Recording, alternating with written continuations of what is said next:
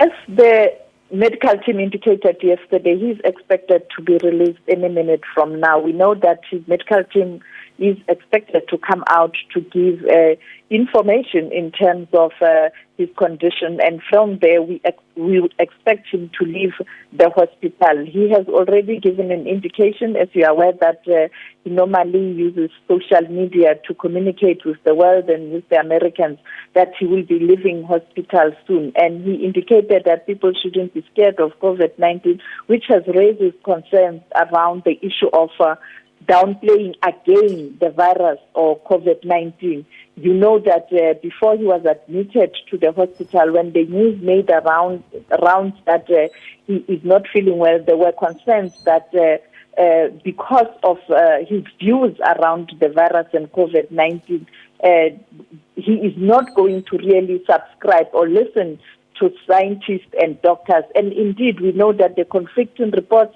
from the medical team and the White House Saturday and Sunday was a clear demonstration that he is in charge. He is forcing people to do a certain decision or take certain decisions. Yesterday, he went out to greet his supporters, even though he was in the SUV. But the question is, what about the Secret Service, who must always be around him? We know that when you have COVID-19, you have to isolate. But he is interacting with staff, even though we are told that they've got masks, they have PPE, but sometimes you will never know what's likely to happen. And therefore, again, President Donald Trump on the spotlight, but unfortunately not really leading by example.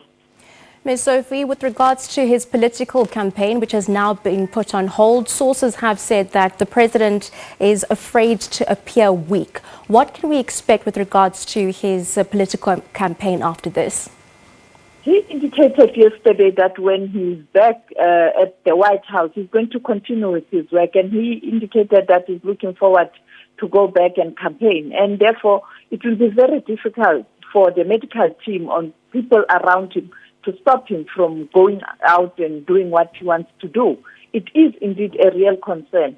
That is why I'm talking about President Trump again not leading by example. We know that recommendations from doctors and scientists and medical personnel is that when you have been infected with the virus, you have to isolate for a period of time before you can interact with people. Look at the outbreak cluster. You know, after that gathering at the Rose Garden, where he was going to make an announcement of a person that he feels should be a candidate for the Supreme Court, he invited many people there. They didn't have masks, and therefore now you have this cluster outbreak. When we have examples of countries such as South Korea, where we know that one person went to a church, there was an outbreak, therefore it was a lesson. You know, the cruise, where there was lots and lots of infections in the during the cruise liner, and therefore President Trump again not really leading by example. I mean,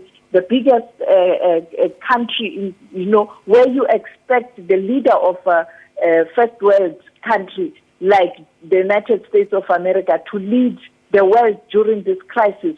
The world is now being led by the third world or the developing world. President Ramaphosa being the chair of COVAX, co-chair with Norway, trying to pull together the whole world to come up with solutions to address the issue of COVID-19 and the vaccine. But the United States of America again pulling in a different direction.